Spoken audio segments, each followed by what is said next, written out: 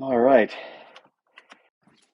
Yes, it's one of those days, one of those great rushed Hewlett days I can look forward to. Um, Got to check on audio because I don't have my microphone with me, so I'm trying to use my ear pod. So do let me know if you can't hear this. That would be much appreciated. I will wait for people to show up. In the meantime, what will I do? I'll put like, what do I do? Let's do this. This is my screen. It's my welcoming screen. It's my welcoming screen. Hello, there you go. Welcoming screen. Do, do, do, do, do, do, do, do. Welcoming screen. Look at that. There you go. Welcoming screen. Whoosh, whoosh, whoosh, whoosh, whoosh. I even do my own sound effects. Can people hear me? Oh God, I guess I need my sweaty glasses. Amir, how are you? Hey, from Ireland again. Oh, fantastic. Oh, Ireland, got to get there. Good morning, Amy. Australia, Ashley. I was just discussing New Zealand, actually, with my lovely wife, Ashley. I know they're not the same thing, but they're the same kind of hood. Eternal Noob, Indiana. Hello to Indiana. Brimstone is caught alive. Well done. What did you catch, live fish? Caught alive, Stargate genius. I just after watched her go, really? There you go. It'll be a great disappointment to you to see how much I've aged. Hello, David. Great way to start the morning, isn't it? Yeah, what do I do with my little rag. Is this it? Is this the wee beastie I've got? There you go. Yeah, I can't talk long today. I've got a friend coming at close to 11, so I'm gonna have to run. Look at that, the steaming Hewlett. Holy crap, man! Our bodies are amazing, man. Look at the heat that thing's generating. Let's hope all of that is all that's all that fat. I hope burning off. Like that's the sizzling fat of my exercise. The hope that's my hope from this the sizzling fat of my exercise. I should tell everyone this is my burn and learn. This is my bit to stay alive and fit long enough to raise my brilliant child Sebastian. Or at least he's very lovely, that's for sure. And my brilliant, beautiful wife Jane. And to enjoy my golden years with them and the horrid mutt princess Huzzah geckos, pigs, whatever else we'll have at that point, and tractors because I intend on having a tractor. I can't wait for that to be my YouTube. I'll do my burn and learn, and then I'll lean on my tractor and go like, so let me tell you about farming or glamping or building rockets in the backyard, that kind of stuff. So burn and learn. What's the burn? You ask. Well, what's the burn? Yeah, good. Start with the burn. So the burn was 30 minutes again, 50 minutes backwards, 50 minutes forward. Tension this time was 5 and 6. Really forced myself through on the 6 going forward because I just feel like I got to up that a little bit. Half an hour doesn't feel like long enough. I mean, it feels more than long enough, and by the time I step off it, as you can tell, I look like I've fallen out of the back end of a horse. But it's a very contained workout. Also, I got to say, the book is a good book. Boy, that time just zipped on by. I have to thank Doc Prof. James R. Gurney for that because he's recommended this book, Madness and Memory by Stanley B. Prusiner. It's all about prions, the discovery of prions, this crazy discovery that basically disrupted medical science, basically. The idea that mad cow disease and scrapie, which is this horrible disease that sheep get, where they try to scrape off their own, um, where they scrape off their own fur and stuff, trying to itch something that doesn't itch, type thing. Um, and that basically, from what I gather, it's not a virus. Everyone thought it was one of these slow viruses, as they call it, but it turns out it was in fact this protein, this like self-replicating. I don't know if it's self-replicating, but a replicating protein that everyone's like, that's impossible. It doesn't have DNA, it doesn't have RNA. How is it possibly manufacturing itself? Anyway, so I'm sure we'll find out all about that. Really, a couple of really interesting quotes so far that I thought were fascinating. One was that a scientist has to define their problem. That it's very important. Probably the most important decision a scientist can make is to find a problem to focus on, and that decision is really one of the most important decisions in their life. And it'd be fascinating to talk to professors, scientists that, I should talk to James Gurney about this as well. I'd love to find out, it'd be really fun to get like a catalog of what people decided to focus on, why they decided to focus on it. I mean, he points out that there's a sense of, oh, sorry, before I keep going, how is the sound? How is the sound today? Hello, Laura. Hello, Ashley. Basingstoke, yes, indeed. Looking forward to it. Crowd Keen, Sapphire Artist, good morning to you. I Nocturnal, the replicators. Is the coin count up on 5 digits or still 4 digits? It's always going to be 4 digits, Crazy Nut Denmark. Always four. I mean, I guess if you wanted a specific five one, I guess I could probably do. Oh my God! And if I do that, forget it. That'll take forever. Or raising pigs, exactly, David. That's my plan. Rodney was my favorite character in SGA. Me too, Ashley. You have fabulous taste in characters. Tammy Packman says, "Aw, your penguin shirt. Love that shirt. Isn't it great? I love this one." Yeah, I've got a very limited selection of shirts. It's true. The problem is, as Jane points out, she goes, you're live every day, which means that if you wear the same T-shirt twice, they'll know. I was like, yeah, whatever. They know. They know. They know I'm not only going to raise pigs, but I am one. Rodney equals best character. I would agree, Ashley. Crowd Keen, smash that like button, guys. Yeah, is that what I subscribe now? Smash that like button. Oh my God! There's a lovely story about a kid who was sort of just about to doze off, and her dad came in and said, good night, honey, love you, and she said, yeah, like and subscribe. So there you go. Let's smash that like button, Stargaters. Can I plug a book series that is free to get on Kindle until Sunday? Not mine, just one of my favorite content creators on TikTok. Turn around a land. Turn around a land. Of course, Charmy Soup. You can't put links in here, but certainly feel free. I mean, this is your chat, folks. You played the role so well. Oh, thank you very much. It was well written. It's true. 2 a.m. Ashley, go to bed for God's sake. Jesus, far too. It's well past my bedtime. So a couple of interesting things that I found out about this from this madness and memory stuff. I was saying to my wife yesterday how much I enjoy these Burn&Learns because I both that and these emails of awesome, which I try to send out every week. That'll be going out tomorrow morning. So actually, yeah, that's going out tomorrow morning. So if you want to catch the next one live in your inbox, get over to techbandits.org and sign up to my email of awesomeness, where you will find all sorts of science and technology inspirations that I found really cool and sort of delved into. That is my attempt to curtail my ADD approach to the internet, which is basically to try to learn everything at the same time and fail at everything. What I'm trying to do now is stick to newsletters, where I read the newsletter, find a topic that I like, delve into just that topic, which obviously never works. You always end up going down different rabbit holes, but it just gives it a little bit of a through line, and an insight into my own sort of lifelong learning pursuit, things I find interesting. And it just keeps my learning a little bit more contained. I feel like I get a little bit of I scrape a little deeper into that stuff. But I'm a high school dropout who plays geniuses on television, and I've always loved learning. I've just hated the whole schooling process, it seems. Anyways, turnaround Alan. Oh, he asked to ask his coworker questions in hopes he would get him to turn around with absurd questions, but Alan never. What's going on? Oh, this is it. Turnaround Alan. I see. I'm not sure I know what sleep is. Yeah, no kidding, Ashley. Me too. I'm trying to make a little science news show where I read news articles, and I'm so behind so much amazing news science all the time. Keen, sci-fi artist, that is my dilemma every week. I always feel like, oh, I'll get ahead this week, and I never am, because some new story comes up or I get distracted by something else, or there's just in my typical fashion, I try to do everything, and so very few things actually get done. That's why I do these things, because the hope is that then every day I know that as long as I exercise, I get to go online and bask in the warm glow of science, technology, and Stargate love. Hello, the doctor. Oh, the doctor's here. Well, that's convenient. Doctor. Good morning. Did you get your 15:15 done this early? I did. Well, I had to, because I've got a friend coming, so I had to get it done before we go and do the dog walk, because I'm going to go walk with her and maybe have a coffee and stuff. So I want to make sure I got this out of the way first. And what do they say? Eat the frog. Baz hates that. I keep telling Baz to eat the frog, eat the frog. There's some silly, I think there's a whole book about it, but the general premise is just do what you hate doing first. And exercise is my least favorite thing on the planet. Can't stand it. Never enjoyed it. Feel like I got to learn something while I'm doing it, because I know it's not a waste of time, but it just feels like a waste of time to me. Patrick Stewart is also a high school dropout at 15 years old. Wow. Yeah, I wasn't quite that early, but I was definitely detached. By 14, I was not that interested in school. I was trying to do some plays, and school was very, very much secondary, third.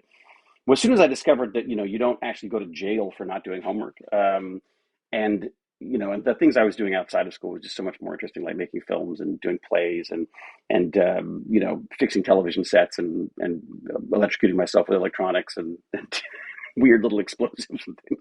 Yeah, I mean, I didn't.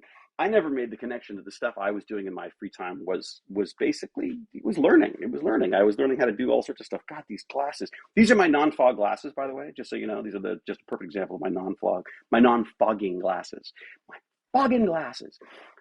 Seeing this guy in Rise and Cube was a hidden treat, wasn't it? Just wasn't it? Just I'd like to be less hidden. I think. Um, Fabulous film, possibly in the works for next year that I'm very much looking forward to, which would put me um, front and center for some very very fun role, which I'm sort of looking forward to. So I'm very much hoping that'll happen. Very early days on that, but it's so nice. I say to Jane, it's just so nice to have at least a something bubbling away in the background that you can sort of go, well, you know what, I've got that to look forward to. Um, the funny thing though is, and this is what I love about the YouTube stuff, is that you can wake up every morning and go, I can create something. Like, I mean, I know it's not artistic in any way or anything, but it's for me, it's a learning resource. It's a way of sort of regurgitating some of the stuff that I've been reading about, and that I think helps to sort of solidify what's going on.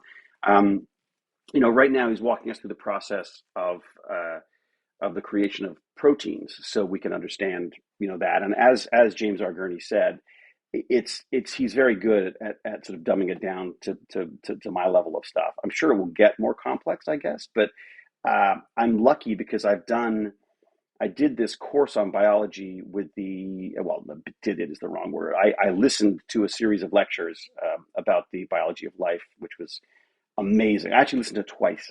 I'm thinking about going through it again. Like, that's how good it was, because it's so dense. Biology is so dense. There's so many things to learn, and you require such a vocabulary to get to the point where you can start understanding stuff, because there's so much vocabulary to the little bits and pieces that have to come together to form more complex processes. And so just the more you are immersed in that stuff, the better. And of course, when I'm not a biologist, I'm not a biological science, I'm not into molecular biology other than just as an interest. So it's like a language. If you're not using it every day, I think you it's very quickly forget these extremely sort of complex terms and stuff. So art is subjective, I agree. I'm watching a favorite actor speak from the heart. What's more artful than that? Ah, Chris J, that's freaking lovely. Thank you. God, that actually that hits you in the heart a little. Thank you. Yeah, it's funny. Art is an odd thing, isn't it? I remember Jason Momoa and I discussing art at one point, where he was doing this found object art, and I was such a snob. Like, not even a snob. I just didn't have any. I grew up having no time for art. I didn't think of acting as art. I thought of it as a craft. I've always thought of it as just sort of you're part of the crew, basically, and just an annoying part of the crew. So I've always sort of shied away from the art side of stuff. And yet, I guess what happens as you get old and infirm is you sort of start recognizing the value in this stuff. It was extraordinary going to Paris again recently, and I went to what I remember as a kid being one of my favorite, not kid, but in my 20s, going there with Cube. We did the Cube Paris. We did the Paris Film Festival at Cube, and we did Cube at the Paris Film Festival.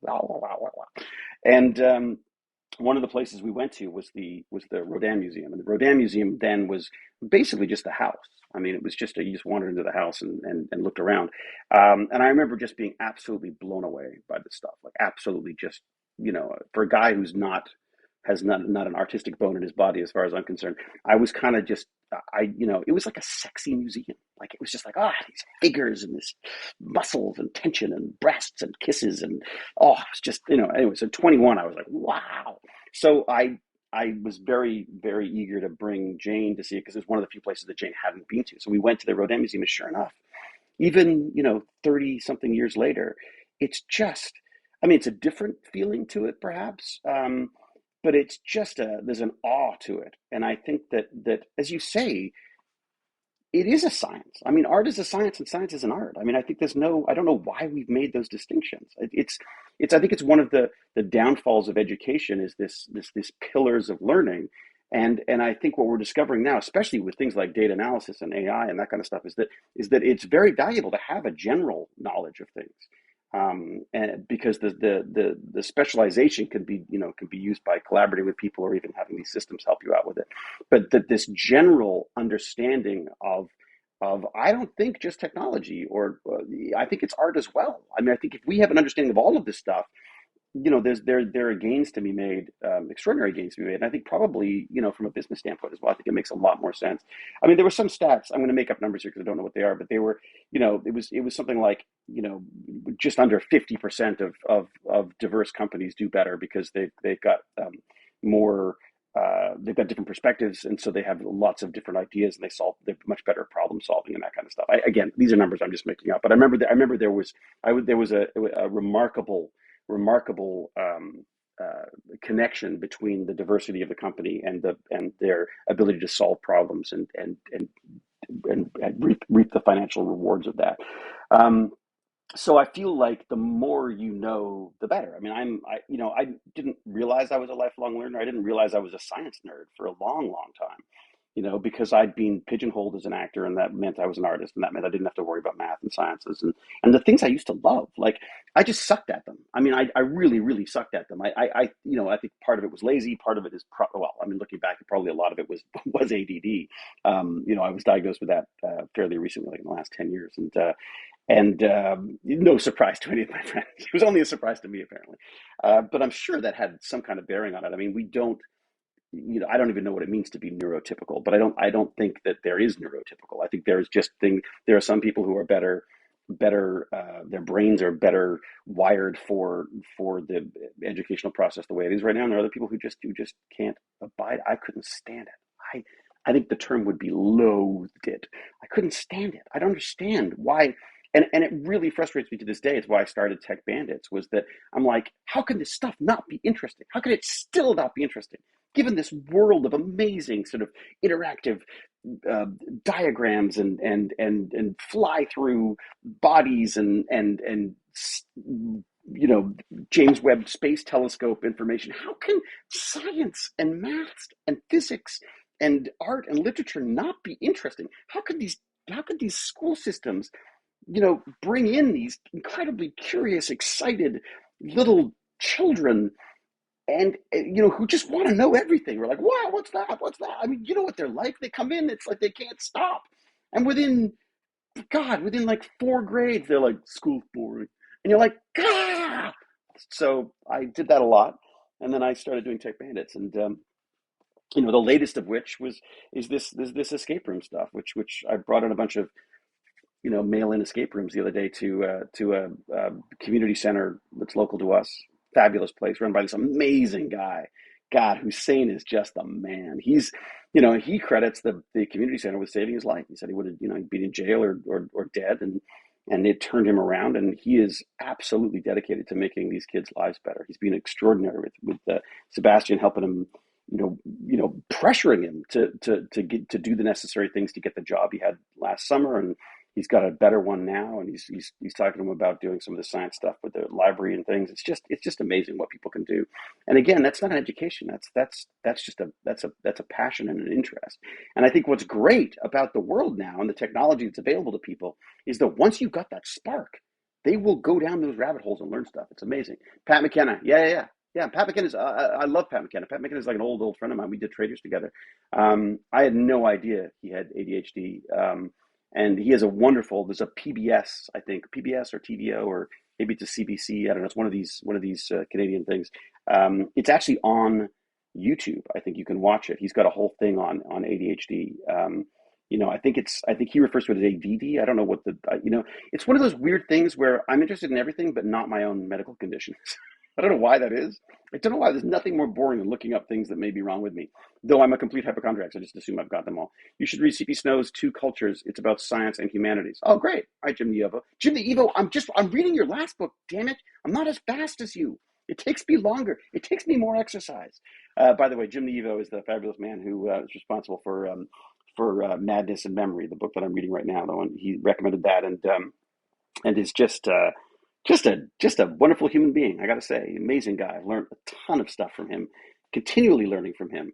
And when he's not burning my friend Lance Carr's house down during a live stream, he's a really good guy. Definitely check him out. Learning with ADHD is hard if you aren't interested in the subject. Yes, absolutely. I mean, look, I would argue that learning is hard if you're not interested. Simple as that.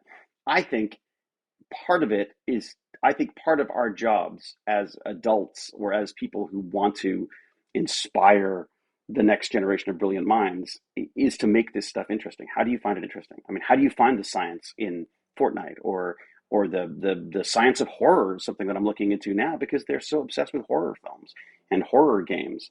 Um, you know, just looking for ins, any kind of ins where you can go like, ah, I've got your attention because you like this.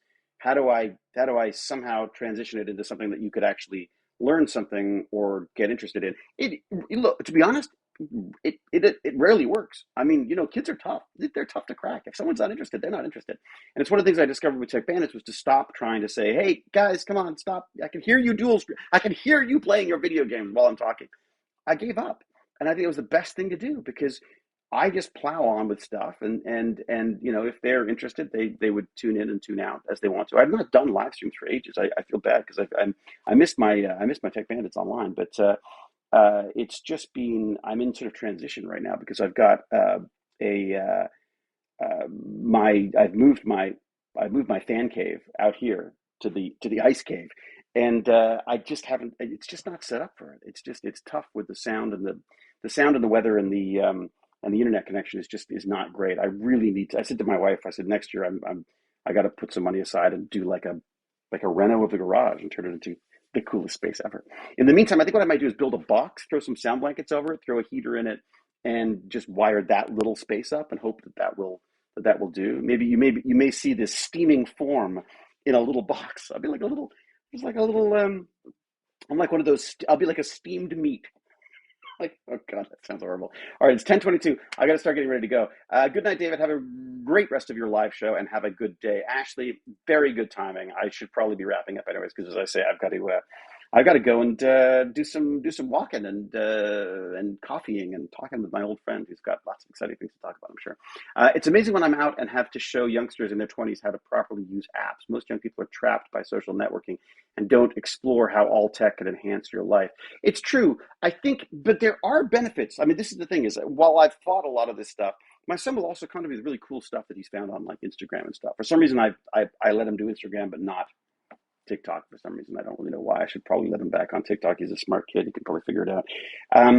But good stuff can turn up. My concern is look, I've had it happen to myself where I've hopped on freaking Twitter and got sucked into watching people yell at each other and marvel at the depths of humanity. But the reality is, it takes 2 seconds to throw out something made up and stupid and angry and that's going to cause a fuss online. It's very, very easy to do that. Hell, machines can do that, and they do. It's much harder for scientists to, like Jim the Evo. He's the perfect example of this, where you can't just put out crap that you think is right. You have to prove it. And in order to prove it and to write it properly and to document it properly and to make this stuff available to people, it takes time. There is always going to be more bullshit online than there is legitimate educational, factual information. Because let's face it, bullshit is just easy to do. Anyone can do bullshit. You don't need a degree for that. All right. Have a great day, David. Groovy, Dr. Testicle. Dr. Testicle. I like that. Groovy. I know where you're going with that. Have a great day and a walk day. Thank you, Birdie Dad. And Tony says, have a good day. Twitter is a screaming platform. Yeah, they've somehow managed to monetize outrage. And I'm just as guilty. Like, geez, I'm in there. I want to rail against the political systems and it's my own little worldview, right? Dang, just too late. It's all right, Paul Michael Frieden. I'm here for a little bit longer. I think I've realized I can probably go till like 10:30. Let's do that. Have a great day, huzzah. Thank you, Mandy. Oh, me too. Yes, thank you. Mainly huzzah, though. What's up, everybody? Hope everyone is doing fine. Hitman9485 is making sure everyone's good. Here's good stuff, but it's hard to filter out the bad stuff. Even as an adult, figuring out what is correct or not is difficult. I find peer-reviewed systems of Reddit helps a bit. Yeah, I mean, Reddit's surprisingly informative, I've got to say. I tend to go to the news channels, I'm afraid. I mean, I know that there's bias to a lot of those too, but those in the science journals, I mean, I like Nature, I like the magazine Nature, and I would like an easier way to get some of those articles, though, because I can't afford to subscribe to their extensive series of magazines, and it's not like I have a focus, right? I don't have one magazine. I couldn't just get Nature and then I'm fine, because every so often it's like, oh, Nature's astronomy or this or that, or I mean, there's just so many different niches that they have of stuff that I'd like to at least be able to look at. What chapter are you in your book? It's a good question. Two or three, something like that. I think something like that. I'm looking fluffy hair. Thank you, AJ Finch. It's the fluffy-haired hewlet. It's a rare sighting of the fluffy-haired hewlet. Is it okay to ask a personal question? Yes. I guess it depends on the question. I guess I will choose not to answer. I will ignore it if it makes me blush. Forget it.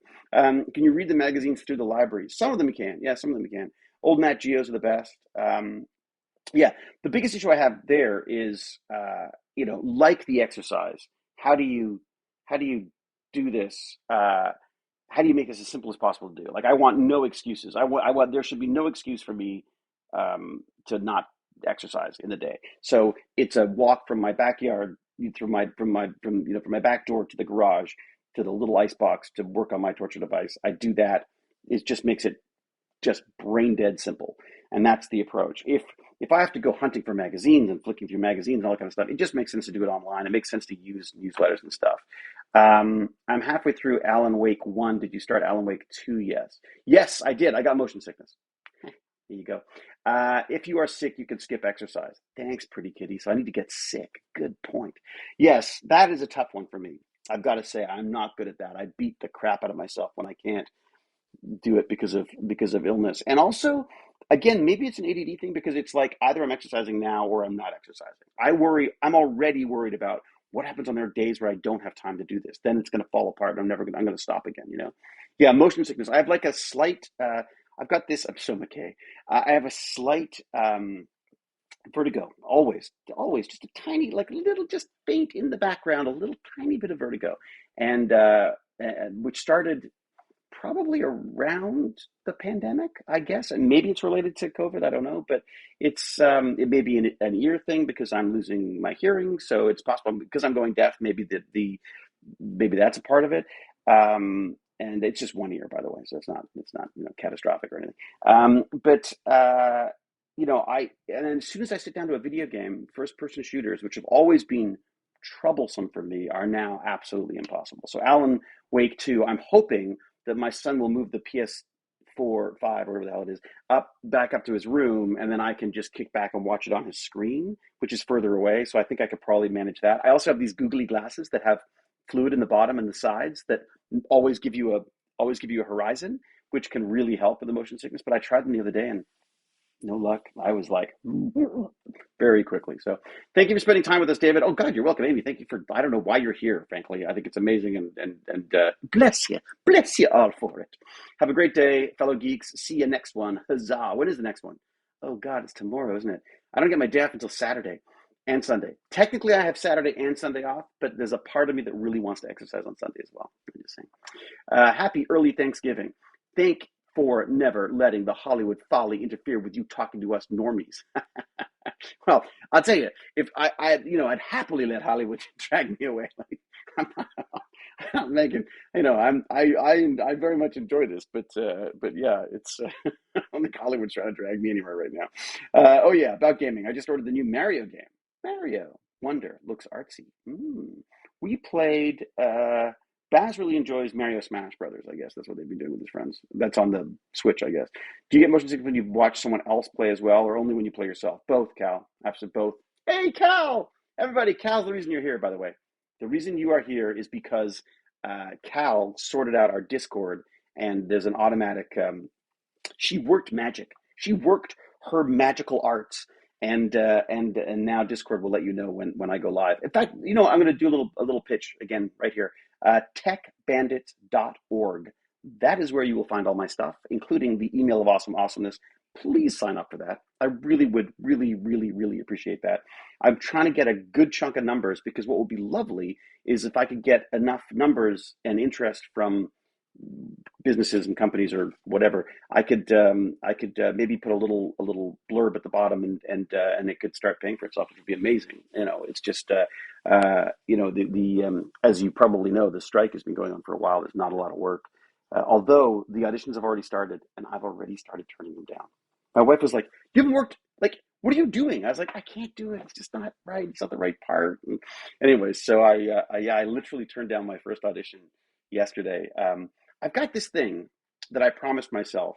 I quit the industry for like 2 years, and I went into IT, and I worked with packet networks, and I did some network engineering stuff, and some programming, and it was a it was a business that was, oh, it was fabulous, absolutely amazing, but you know it didn't keep me excited. Like, I worked like a dog, I burned myself out for sure, but it became the same thing. There's a weird thing with business where if you're good at something, they push you up the ladder so that you're no longer doing what you're good at. And I enjoyed the hands-on stuff, and the push was sort of to go up into more of a management position. I just hated that. So I don't like people.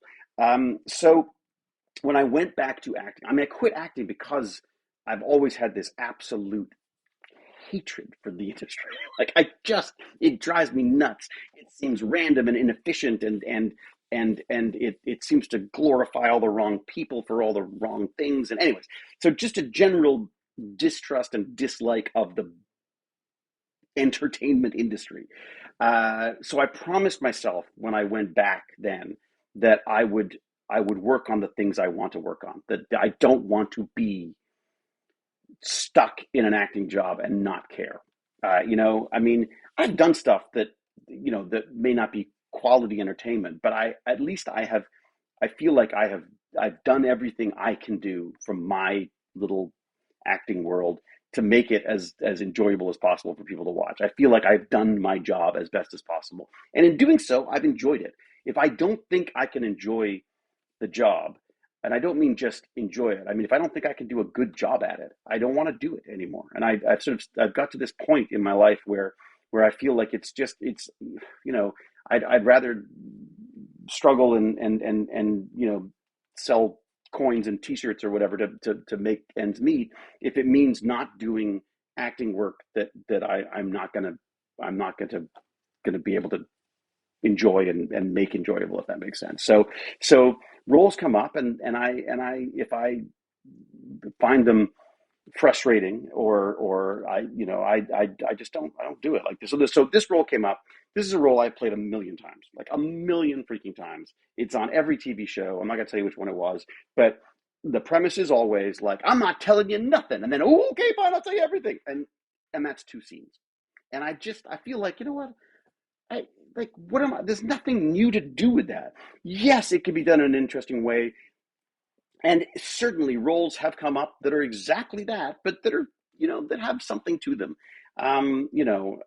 So the idea of having to learn the lines and do the audition and send the audition off, and then not get something you don't want as well, is something that just drives you crazy. It's like I've always said, I love acting. I freaking love it. It's the coolest thing in the world, whether it's on stage, whether it's on film, whether it's, even just, this is acting to some extent, right? I mean, I love this stuff. I love an audience. I'm a whore for an audience. But it's just the surrounding nonsense that drives me crazy. And casting is one of the things I just freaking hate. I hate it. It doesn't make any sense to me. I don't understand why. I mean, I understand in some cases why one person gets a role over another, but Patrick Stewart said this so well, where he said, like, you've got to love acting more than you hate it, and you've got to be willing to watch people who are not as talented as you do brilliantly. You know what I mean? And it's there's so much luck in this. I think there's a tendency for people to think that they can just work hard and make their way to the top. I definitely think that's possible to a certain extent, but that assumes a certain amount of either genetics or looks or luck that makes that happen in the first place. I think you get those chances, and if you run with them and you're willing to do the work, and you can do the networking or whatever's required to make you that superstar, all the power to you, because I think that's fantastic. But I also think that you've got to be aware that this is about luck. This is about privilege. This is about genetics. I mean, you got to be beautiful or ugly in this industry to stand out, is really what it comes down to. You've got to be extraordinarily beautiful or extraordinarily ugly or extraordinarily perfect, whatever the perfect role is that can launch you into stardom. And there is a randomness to it. There's a weird randomness and a sense of luck that I've always struggled with because I don't feel, I get a job and I go, fantastic. I feel like I've won a lottery. I never feel like I've earned a job. I always feel like I've won the lottery. And maybe that's the wrong way to have an attitude about it, but I am very egotistical about my work. I go like, "Hey, I was good," but when it comes to getting jobs, I'm always just like, "Oh my God." You know what I mean? Like it's a weird little paradox that goes on. Anyways, oh my God, I've talked for way too long. Thank you very much. I must go because God, my friend will not appreciate it if I show up at the door like this. So I will say, until we geek again, I will say cheerio and huzzah, and I look forward to more Burn&Learns tomorrow. Please go and check out techbandits.org. Sign up for the email of Awesome Awesomeness because that will be coming out tomorrow morning. You can look forward to that. I got to record that this afternoon, so there will also be an audio version as well available on YouTube. But please sign up for the email. That'd be amazing. And there's merch and oh yeah, and there's coins. There's Stargate inspired Tech Bandits coins, kids, which you can also pick up as well. So thank you very much. Sorry for the marketing. I just feel like I got to do it. All right. Cheerio. Talk soon. Bye.